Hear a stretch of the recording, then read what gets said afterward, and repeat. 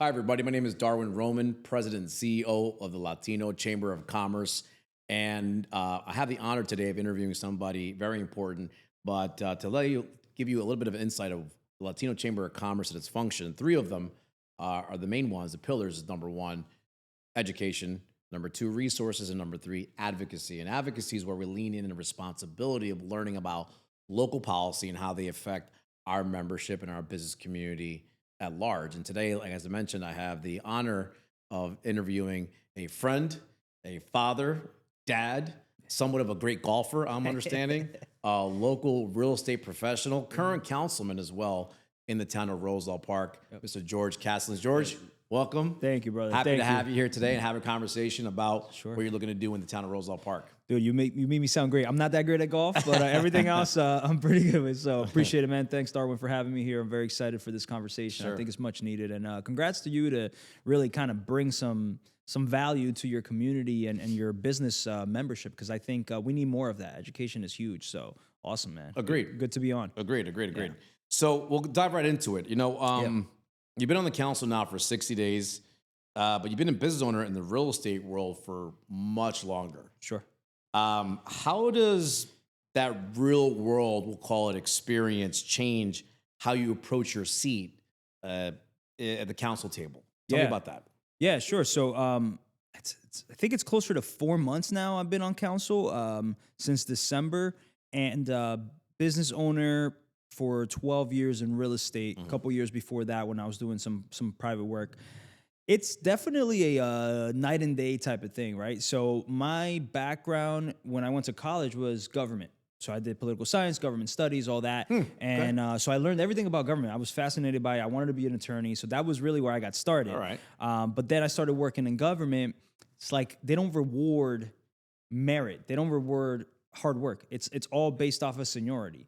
So like I was a kid, fresh out of college, working my butt off at a city hall. And I was doing like 7 different job duties, but my salary could only increase by a cost of living percentage every year. So I could do everything or I could do nothing and it would still pay me the same. So that wasn't motivational for somebody that wants to get out there and chase after it. So I started doing real estate part-time. So, I would work from 8:30 to 4:30, and then at 5 o'clock I had showings. On the weekends I had open houses, and then I just started doing that professionally and making good money with it. So I decided to transition. I can tell you that being in government has helped me a lot, and it helps me understand this stuff. I think the biggest factor for me is being in business. I know when rules make sense and when they don't. With government, we create the rules, but a lot of people that are making these rules, they don't get the real world. Like they don't get what the business owners want, Right. or what's important to them. Like there's some archaic policies that just are obstacles essentially to businesses. So from that side, it helps me a lot. The transition has been interesting, and I feel like I bring a fresh perspective because of that. Yeah, I definitely see that. When it sounds like it also, there's a passion that comes along with it. Yeah. And I think you could see it too. I mean, you served in our military, and thank you for your service. And that type of like service minded, I think is very important for the government work, because if you don't have that service mentality, you can just half bake it, right? And you do bare minimum and you still get paid. And in the business world where you have to really, you only get paid according to your outputs. Right, That service right. mentality is everything. Right. Because if you don't really want to serve people, you're going to be a fly-by-night operation, right? You're not going to last long. If you start doing things that are not in the best interest of people, you're not going to have longevity. So the fact that I've been in business for 12 years and I've had, over 400 transactions and served a lot of families, and I continue to have repeat business, that tells you like that passion has to be there for you to be able to last long in this, Yes. I mean, when I hear you speaking, it reminds me of a quote that I tend to share with my board members and people in general that I didn't come up with it, but it goes as, if service is beneath you, then leadership is beyond you. Yeah. Right? And so service is really a platform that we use to be leaders within our business, our communities, even our families, right? Sure. So, talking about your background as a realtor and with regards to how that ties into the town of Roselle Park, specifically in terms of development and construction, Roselle Park is seeing a lot of new construction, right? As a realtor, people might think that you just want more buildings, right? How do we make sure this growth Yeah. actually benefits the people who already live there in the town? Sure. Yeah, man. Look, I'm real estate is my business, but it doesn't mean that I necessarily just want buildings to pop up everywhere. Absolutely not. I mean, there's a housing shortage, as many people have heard, and it's causing affordability issues. But I think that development for development's sake doesn't make sense. You shouldn't just build just for the sake of building, especially with a small borough. We're 14,000 people. We're 1 square mile. You can't just overdevelop this. But there's definitely complicating factors. A couple of things I could tell you is, number one, I would like to see more development centered around townhomes, single-family homes, or condos, as opposed to apartment buildings. Okay. Right? So, yeah, because of real estate, I understand the difference. Where a lot of people in government, apartments is an apartment, like you just need a place to go. But guess what? It's part of ownership, right? So with apartments, you have transitory situations. You're in an apartment for 2, 3, maybe 5 years in these apartments, and then you move on somewhere else. Right. Whereas with home ownership, you really have people that start developing and loving their home, and they have more pride in it. So I would love to see more of that development than apartments. And I also don't want to see everything overdeveloped, but there are sites that have been neglected for many years. In Roselle Park, as an example, we had an old car dealership that was abandoned for a long, long time. It was just a blight. It was sitting there. That's a great place to develop, right? And it's right on the main street, right? Westfield Avenue. You have that old factory where they had wireless communications, the Marconi. That's a good place to develop because that industrial use is not that common anymore. So it makes sense to develop. We have a site right by around the train station. That's a great place to develop because that's where you want like a center hub of people that aren't bringing too many more cars because they're living next to the train station or commuting into the city. So as far as that goes, I think development's important, but it's got to be strategic development. It can't just be development for development's sake. Exactly. And you mentioned it's been there for a while. Why did it take that long to get to that point? Yeah, and a lot of it is, one is political will, right? It's unpopular to say, hey, this is what's best for us in the long term, because a lot of people, you're going to ruffle feathers. Like I've been at these, I've been the chairman of zoning before you are the chairman now. Before that, I was the chairman, and I have had people come out and just complain like, you're going to destroy our town because you're, putting more apartments. The change factor is what causes fear. So people will back away from doing those types of developments because it's unpopular. Right. But you have to have a long-term perspective. If you don't start developing, you're going to have unintended consequences. Right. We'll get into it later, but affordable housing is a big issue in New Jersey, and if you don't start developing, you're going to have issues with that. The other factor is revenue. A borough like Roselle Park, we don't have a lot of tax base, right? Most of it is residential homes.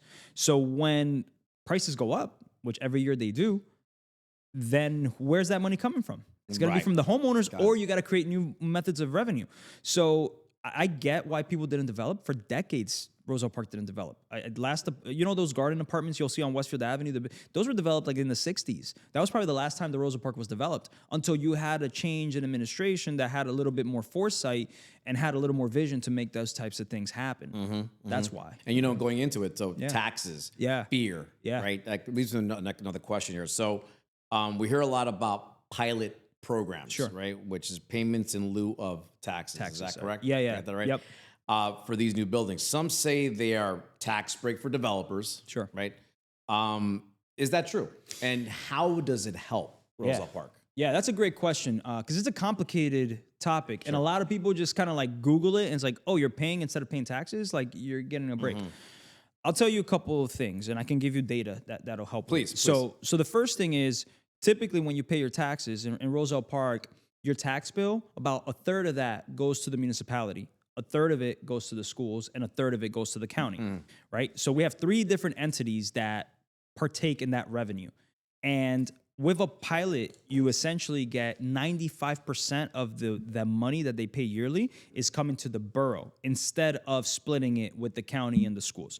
Now, the thinking behind that is that these apartments are typically being built as like smaller 1-bedroom, 600 square feet, 650 square feet, expensive like luxury apartments. You're not really getting families in these types of apartments.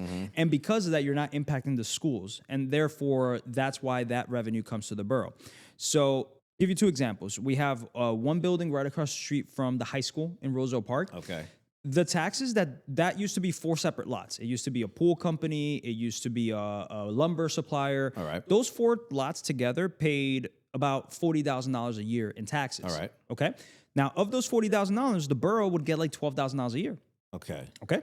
Right? Right. Now, with the new apartments that are in there, they're going to be paying about $180,000 a year through their pilot. And we as the borough are getting that. The whole 180 goes to the borough. Pretty much. You take away land taxes. It's complicated. You take the land taxes out, and then a portion of that still goes to the county and the schools. All right. But then those taxes go up because the land is worth more now that it's developed. Okay. So that is actually increasing the amount that the schools and the county is getting, but the borough's keeping 95% of that total payment. So the caveat, or like the deal that the developer gets, is if they didn't have that pilot, their taxes would be probably like $350 or $400. Oh, wow. A year, right? Wow, okay. And of that, we would still get only a third of it. But that project would not happen if they had to pay $400,000 in taxes, right? Right. So it's like, Got to scare off the developers. Say, why absolutely. bother? Right? It's not even the developers. You know what it is? It's the banks. Okay. Because here's the thing. Taxes are not fixed, right? The Sure. governing body has a budget every year, and we have to adopt a budget. And those taxes can fluctuate based on our needs. So if a bank is loaning $15 million to build a project over 30 years, and they don't know what the tax payment's going to be, because every year it could change, most banks are not going to touch that. So for you to be able to buy something and develop it, you need to have a fixed amount.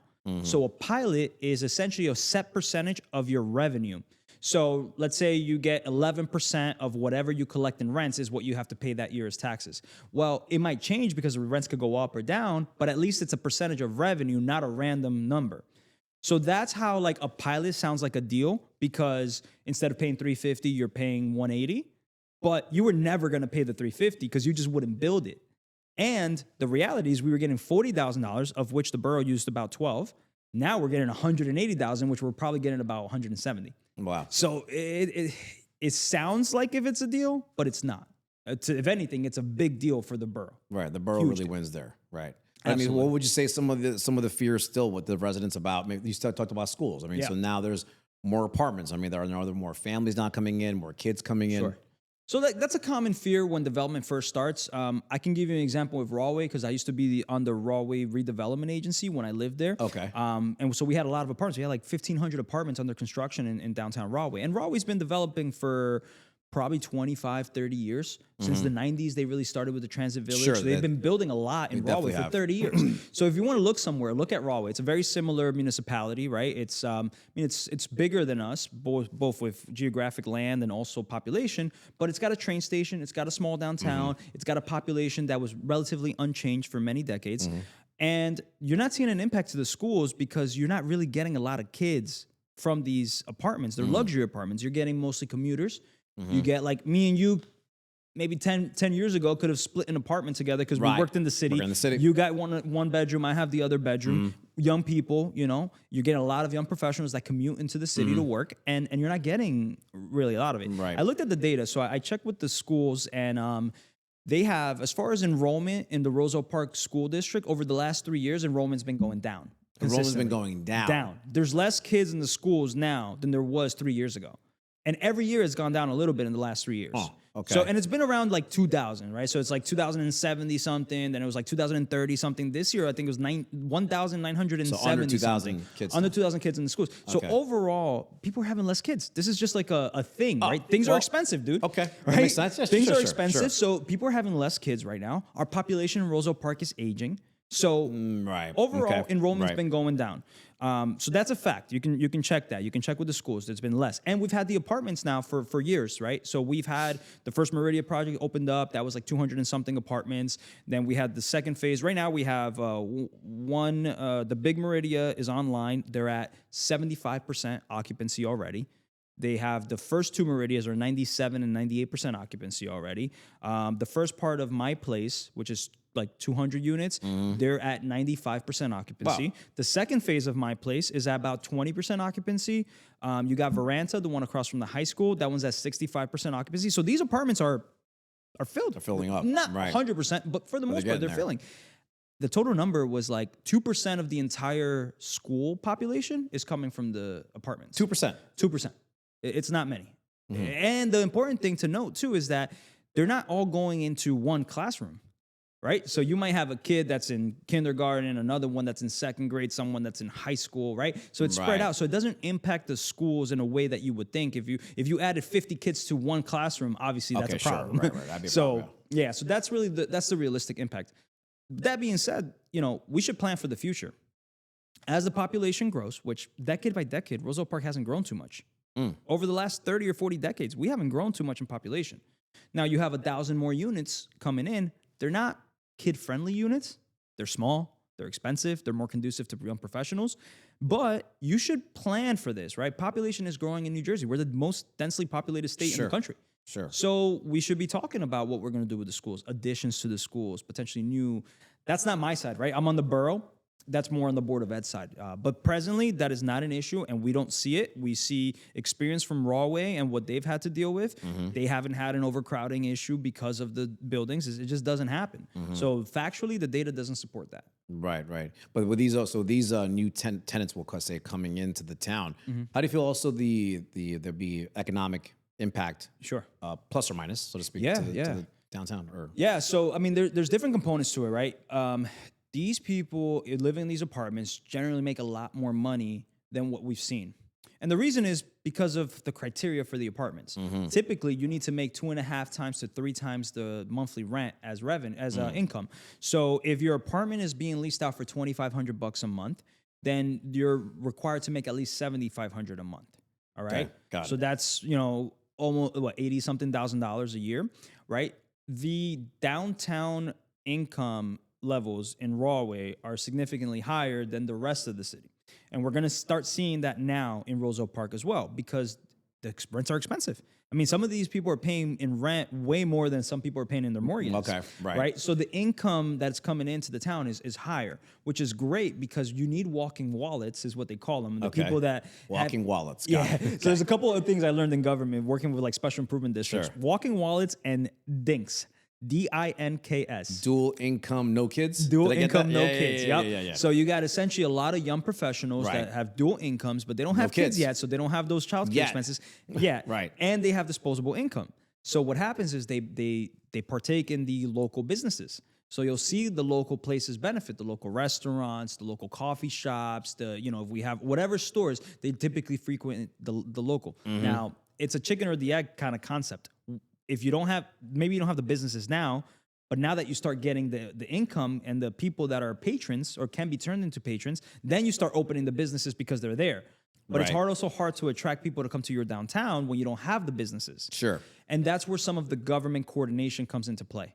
And that's what I do with Rawway. Like, I'm the chairman for the special improvement district there. So a lot of my job is to facilitate essentially what can we do to get these apartment tenants that are paying great rents to come into our businesses downtown. And I want to do that for Roselle Park. I want to help the Dowlings, the Costas, all the restaurants that we have downtown and bring in new businesses. We have 3 coffee shops now. We have Penstock, we have Salento Coffee House, and then we have Lidio's that converted to coffee shop, right? So like, how do we get those apartment people into our coffee shops Right. and help those local businesses? Sure. That's the role that we're trying to like move into now. Got it. Well, that's definitely a good future to look forward to, right? absolutely. So moving on to another topic as well that I know has been a little bit of a hot topic, we'll call it, affordable housing. So New Jersey has strict affordable housing requirements. How are you working to ensure that young families or seniors in Roselle Park aren't being priced out of their own town? And that might be one of the fears you talked about earlier, right? Yeah. We're Parkers, we've been here for a long time, we're residents, we've been here for a long time, multiple generations, and say, hey, we deserve to be here too. Yeah. How does that fall into place? 100%. And, we see it in a lot of places. I mean, you see it everywhere where development's happening. So first is, it's hard for government to do much about it because government can't interfere with private matters in the sense, to a certain extent, in the sense that if you own your property and you just don't want to use it anymore and you sell it and the zoning allows for development there and you develop your property, we can't stop you unless we don't zone for it, right? So that's number one. If you sell and you have a multifamily house and you own a whole block of properties and the zoning allows for development, when you develop something there, we can't stop it if it's conforming with what our zoning map is. The second thing is the price is really set by the market. It's the free market, right? We live in a country where the free market dictates prices and values. Because we have a train station that you could be in New York in 34 minutes, it's highly attractive to people. Right. So we can't control the price as government because the government can't control supply and demand. That's not the democratic or capitalistic thing to do. So if you have a train station and you have a lot of demand for that and you have little supply, which is what we're seeing in this real estate market, the prices are going to go up. So what we can do and what New Jersey has done, and a lot of people don't agree with this, and I'm not saying that I agree with it, but it is the law of the land. Okay. For a long time, we've had affordable housing provisions in New Jersey. It's been the law for a long time. However, the law allowed you to pay out of it. So if you're a town that doesn't want to build housing, the state would say, well, you need affordable housing units. You need X amount. But if you don't build them, you can pay into this fund, right? So for the longest time, people were just paying into the fund. Hey, I don't want it. Here, take your money, whatever. And then the state would use that money, and then there's other more urban cities that would develop, and they can tap into those funds to help pay for those developments. Got it, okay. So that's why you see affordable housing projects in other major cities, and they would use state funds to help subsidize. So it kind of worked out. Well, a couple years ago, the law changed, and they said you cannot pay out of it anymore. You have to build it. And that ruffled a lot of feathers. So matter of fact, a lot of municipalities in New Jersey got together and sued to stop this. And like, you can't do this. You can't force us to build. Well, it made it all the way to the Supreme Court, and the Supreme Court shot it down. They said, hey, it's a state law. The state has the right to govern their land use. Right. So whether you agree with it or you don't, Here we are. it is the law. Right. You have to develop because you have to have affordable housing. So now, what can we do with that as a municipality? We've set some regulations and local ordinances at city council or borough council where you have to have, if any development that goes on with more than 10 units, you have to have 20% of it have to be affordable units. Okay. So if you want to build 50 apartments, 10 of them have to be affordable units, and then the other 40 are market rate. Okay. Now, why is that? I think it makes more sense, instead of having one housing project that gets built with 100% affordable housing, where it's sometimes, as we've seen in other places, it can become blighted, or you might have issues with, people having a certain stigma to it or whatnot. Instead of having one affordable housing unit, whatever you build, you spread it out and put 20% here, 20% there, 20% there. And the good thing is they're mixed in with the regular apartments. It's not like you have the affordable floor and then the other floors are market rate. No, these are the same exact apartments. And this is great for anybody that gets an affordable housing unit here, because you get the best finishes that the market rate is paying. You get all the amenities that they're paying. You get everything that any regular market without any stigmas or any issues like that. So you get an affordable unit, which is a dignified thing, and you get it at a great place. Right. And that's the word you just said I was going to use, is dignified. You Absolutely. still have affordable, dignified living conditions. Darwin, the stuff you see at some of these project buildings in other places, like the building owners don't take care of them because they don't make money for it. They just care about getting the credits from the government, Right. and they don't do anything to these places, and it sucks. It's not a dignified way to live. And unfortunately, the residents suffer from that. Absolutely. Right. So it's like, yeah, you get an affordable unit, but then you're dealing with, like, nobody's going to fix your issues. That's not what we have. So the way that we're choosing to do it is to say every apartment building that gets built going forward is going to have 20% of the units be affordable units. And you get them for a reasonable price based on your income and your household size. And you get all the high-end finishes that any market rate payer is going to get. That's a nice way to do it, right? So that's what we've set out to do. Now, the issue that creates is the state, and this is a complicated topic too, but the state essentially looks at every municipality and they say, okay, based on your land size, based on how much vacant land you have, based on how much underutilized land you have, we're going to create a number that's your requirement. So the state looked at Roselle Park, and we've been dealing with this for the last 2 years. And they said, Roselle Park, you need 75 affordable housing units. Okay. All right. So they give you your number. You could try to fight it, right? And we negotiated and we try to get it as low as possible so that we can decrease the demand. Once you have the number, you have to set out a plan. How am I going to get there in 10 years? Okay. So the state said from 2025 to 2035, you have to figure out how you're going to get there. Got it. And so we started doing what we can, trying to figure out where can we get some units. And there's some things where, like, if you have senior housing, for example, counts towards it. So right now we just approved a development on Westfield Avenue, and it's senior housing. So now you're going to get units, and you're getting 20% of those units are going to be senior housing affordable. So the Okay, seniors, so that still counts as well. Oh, absolutely. So senior housing. And you get, like, double credits too. Some of those, some of the categories, you get more credits than others. So it's 78 units, but if you have, like, a certain unit, it can count for 2. All right. Okay. So we've been trying to be really smart about what we do to build little as possible so that we don't have as much and impact on maximize the credit. and comply with the law. Comply with the law at the same time. Because Got it. Darwin, here's the problem, and here's what a lot of people don't understand. If you do not comply, you open yourself up to lawsuits. And here's what that really means. Builder's remedy is a method where a developer could come in and say, hey, Roselle Park, you're not complying with your affordable housing requirement from the state. I just bought this old dealership, and I'm going to put 100% affordable housing unit because you need those units. And we have no say in the matter. So the town at that point has no control. recourse. We Just lose has control. to just forfeit your right to say anything at that point. So essentially, if they buy it and they make an application to the zoning board, so it would appear in front of you Right. at this point, and it goes and says, "Hey, we want to build this," and you guys say, "No, we don't like it. We don't want 100% affordable. It's you underparked it. It's too tall. It's ugly." Whatever. You deny it for whatever reason. They then go to and sue with the court and say, "Well, Roselle Park has not met the law. They need affordable units. My project will meet that." So I'm asking the court to grant my approvals, and the court will grant the approval through a builder's remedy lawsuit. So now we lose control at the local level. The state doesn't care. They don't know our neighborhoods. They don't know what should and shouldn't They go just there. wanted compliance. Right. Right. So that's what people don't think about. If we don't comply with the law, we open ourselves and we lose the immunity. If you are a municipality that submits your plan and you have your affordable housing units accounted for, and you have a plan that's going, and they have checkpoints too. As long as you maintain your compliance, you have immunity from the builder's remedies lawsuits.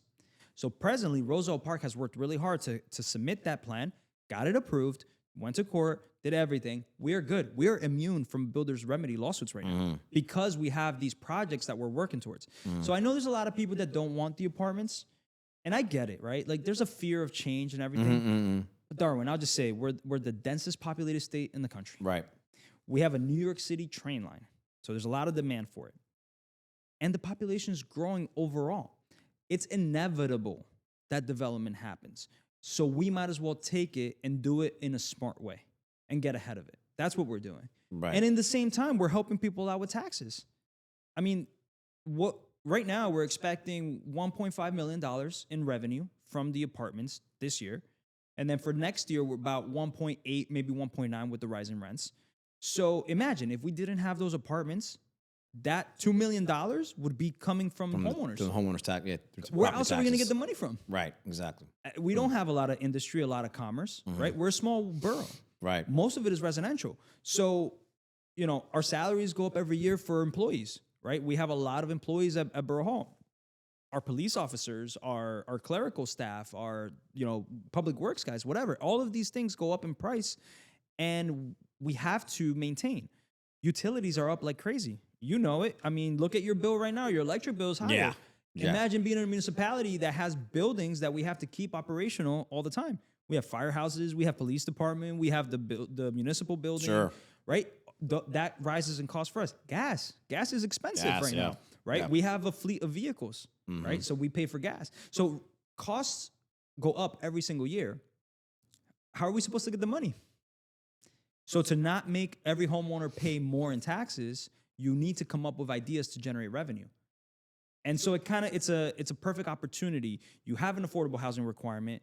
You have a position that it can bring in more income that's going to help your businesses. And you have a need to generate revenue. So that's, long story short, I'm a realtor. I understand this stuff in real estate and development. I've been on land use boards for many years.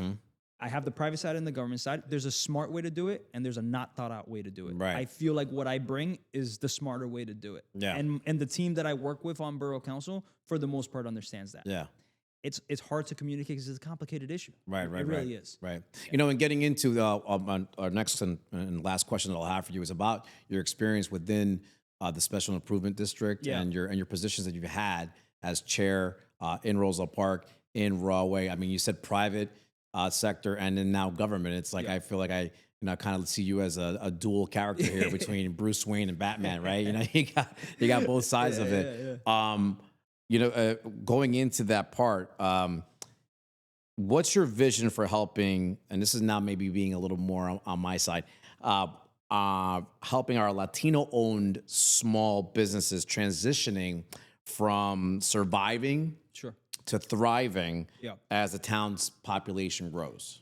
Dude, it's tough, Because being a also, business I mean, I'm owner. sorry, Yeah, because go ahead, go also ahead. the population, not just in business owners, but in residents, is also increased with regards to Hispanics and Yeah, Latinos, right? yeah, yeah, yeah. We're definitely a growing And I say, yeah, population. we. Yeah, Right. absolutely. Yeah. It's great to see more representation. Yeah, In, yeah. in many levels, right? And so, like, I was born in Colombia. I mean, I came here when I was 6, almost 7 years old. So Okay. I've grown up my whole life, right? Oh, In yes, you're from Jersey. here. That's it. Yeah. So Union County. This is where I'm from. This is Yeah. where I've been. But a lot of home ownership is like that first American dream. Sure. But business ownership is kind of like the facilitator for a lot of people, right? And it's hard to be a business owner right now. Interest rates have been crazy. The geopolitical world has been a little nuts, right? So a lot of people are struggling. What can we do? As government, there's different things. The special improvement district is a pretty cool avenue for me because from that side, I've been able to like help manage funds Okay. to generate opportunities for businesses. So in Rahway, because we have a special improvement district, we generate funds from the commercial properties. We use those funds to put on events that we had like a soup stroll, for example, in Rahway, where we paid the restaurants to make a soup and make them in big batches, and then we advertise and bring hundreds and thousands of people to the downtown to go to different businesses to try their soup. But guess what? We're getting somebody into your business's door that otherwise wouldn't have heard of it, right? And then we try to turn them into patrons. We build out a mailing list that way we can support and promote the businesses in downtown, right? We get these apartments that have been occupied and we contact them and then put on events to bring them in. We do concerts, we do all types of stuff. Now there's a lot of money there because Rahway has a big commercial population. Roselle Park is smaller, so it's going to be a little harder to do that. But the benefit in what we can do is try to facilitate these types of things where we're doing certain things in government. Like, for example, it's easy for me as a council person to reach out to one of these developers and say, I need you to share this brochure of all the restaurants we have in downtown Roselle Park. As opposed to each individual restaurant in Roselle Park trying to go to the apartment building, hey, can I put my brochures, can I put my menu in there? They're probably not going to let you. Right. So as a government person and official to say to all the businesses, let's get together. Let me help you through an official way. And it doesn't cost us anything for some time, right? Sure. Well, sweat equity, right? But that's the service part of it, Yeah, right? Why yeah. am I doing this? To help you. Right. Because if you flourish, the town's going to be better. Remember, I live here, right? My kids are growing up here. My wife grew up in town. She remembers what it was. And there's a lot of beauty to it. And it's transforming, and we want it to continue to progress. Another thing you could do, for example, with the homeowner is we have some pretty archaic ordinances. We have things where, like, if you want to sell your house right now in Roselle Park, we technically don't have a temporary CO. So in most towns, if you're selling your house, the city does an inspection, and if they find certain violations, you could either fix it and give the buyer a clear certificate of occupancy, or if you don't have the money or you're in a tough situation, you can't pay for it, you can do a temporary, and then, look, the buyer has to figure it out, and then after the closing, they do it. Technically, we don't have that in Roselle Park. So what can I do? I'm working on writing a new ordinance now to change the way we do our certificate of occupancy, because I'm in the business of this, and I understand what homeowners deal with. So that's where I can really help in, like, using both of those personas of, like, I've seen what it is for homeowners because I've been spent 12 years I've been dealing with helping homeowners Right. and buyers, and I know what people are struggling with, like, doing something that requires a permit. You might not know the process. Maybe our fees are high. Like, we need to see what we can do to help the homeowner. Where government has really existed as, like, here's the way we do it, just do it. Right? Now I get to be an advocate and say, hey, this is the way we do it, but this is the real impact that it has on people. So let's do something about that, right? Right. So that's, I think, what it is with the special improvement district knowledge, with the real estate experience, just being on the ground, Okay. And I mean, you talk to your businesses all the time. What are the types of things that the Latino business owners are talking to you about? What are the struggles? Yes, I mean it is the everyday fees, for example, to getting a permit approved, even the process of it, Sure. the lack of efficiency to getting through, Yeah. whether it be government, and that then deters or discourages a business owner to even just start putting up their sign. Yeah. Right? They don't want to really go forward with it. It's almost like you look at government and it's like this red tape labyrinth, Yeah. right? And how do you figure it all out? Well, as a council person, I can be your guide, essentially. I can be that bridge. Like, sometimes I get people that call me on the council phone and it's like, hey, I'm dealing with this issue. The perfect example, this lady calls me the other day. She's like, they were doing some utility work and they they tore up the front lawn, and like I've been trying to call the contractor, nobody's answering me. What can we do about it? Well, I called up our Department of Public Works supervisor, told him, here's what's going on. I sent him pictures. So I was like, oh my God, how did they do this? That same night, he had that contractor go back out and start fixing it. Okay. Right. Yeah. So it's like being that advocate. Sure. Right. So if you got a business owner that's like, hey, this happened last week. I'm trying to get a zoning permit, and like I'm trying to open a business, and forget zoning permit. Like that's a technical word. Trying to open. This lady, I'm trying to open a business. Yeah. Right. Little Latina lady trying to open her business, trying to provide a service. And there's a vacant property in our downtown. And she's like, I want to do this. How do I do it? I went there and like I didn't understand. Like she doesn't speak that great of English, and we don't have any forms in Spanish. Even that is a thing. Yeah, that has to. Dude, it's crazy, right? So it's like I'm like, okay, all right. Well, so the landlord knew me, said you should talk to George. He'll help you out.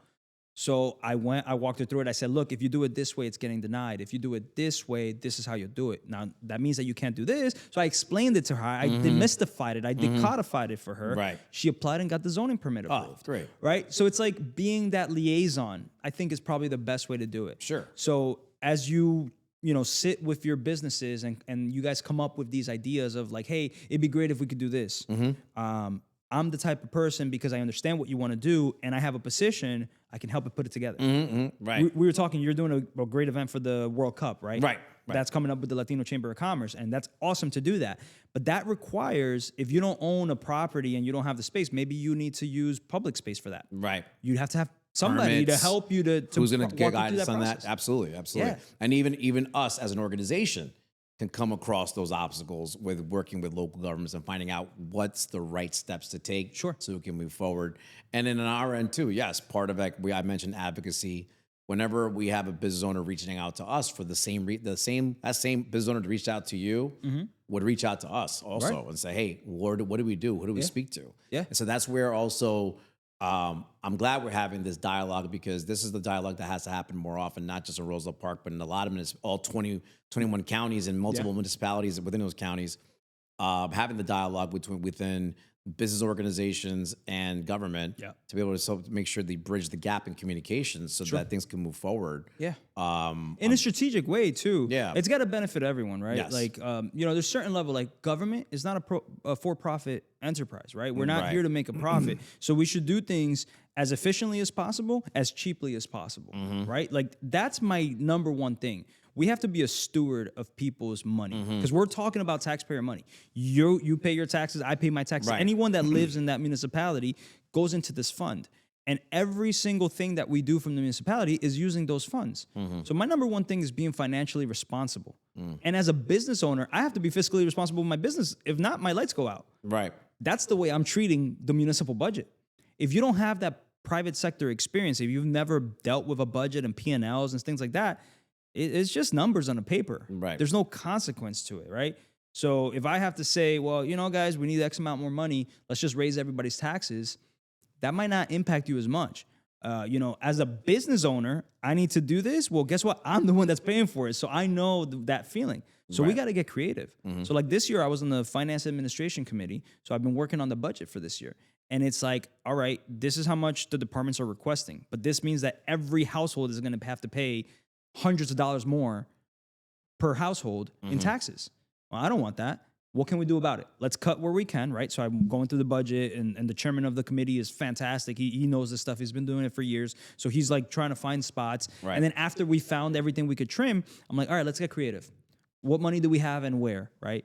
So like I'm looking at like our tax appeal reserves and then saying, okay, well, we have this money there, but I know from real estate, property values have been going up. For you to appeal your taxes, you have to prove that your house is worth less than what the municipality is saying that it is.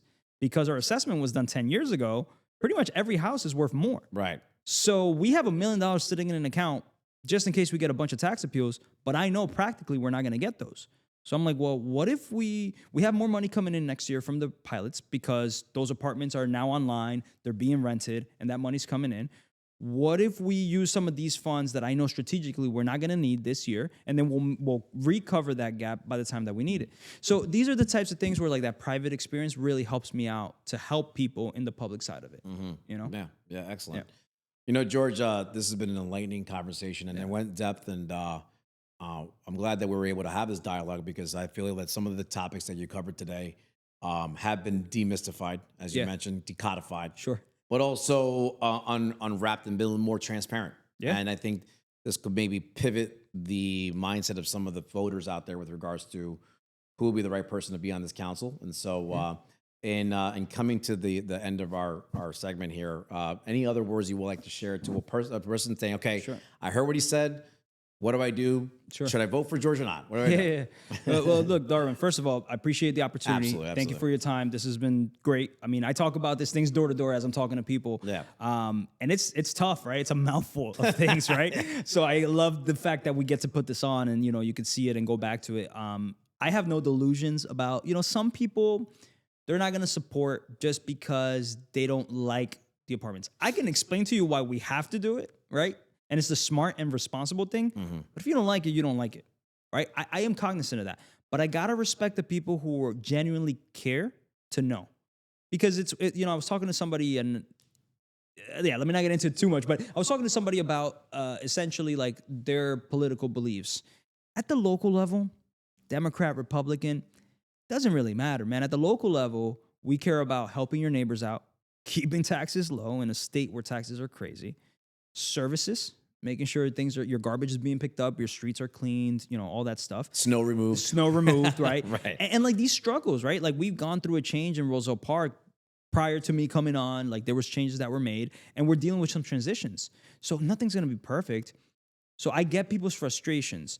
I think the important thing is you got to find the people that, number one, genuinely care. That's not something that you can replace, right? As long as you have people that genuinely care, that have the will to do it, at least that's the person that should be on there. That's number one. The second thing is, well, do they have the ability to help?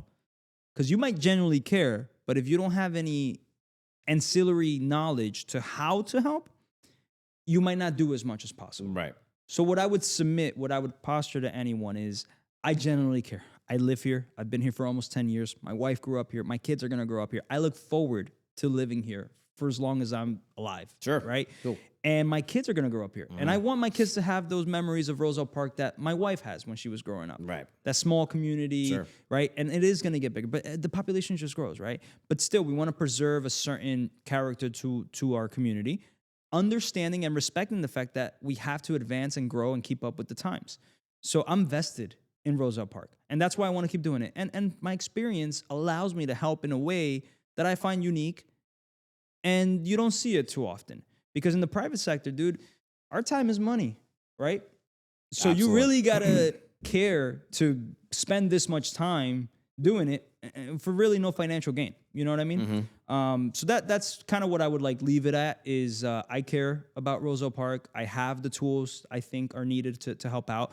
And I just want to continue to help, man, and work with organizations like yours and work with people that if you need help, you could come to me and I'll try to help you. That's what I've been doing since I was 14 years old, knocking on doors, helping different people in government, So thank you so much for the opportunity, man. I really had a good time talking about this stuff. Anybody that wants to reach out, I'm sure we'll share contacts information on the screen. Happy to help, man. Sure, absolutely. Right. Well, this is great, George. And I'll tell you what, definitely look forward to seeing you out there on the campaign trail. Yeah, appreciate it. I wish you a lot of luck and definitely success in your future in carrying Roselle Park into the future. Appreciate it, man. And you're up there helping us out, so that's great, man. Thank you for your service. Appreciate it. Always there to help. Thanks, brother. Absolutely.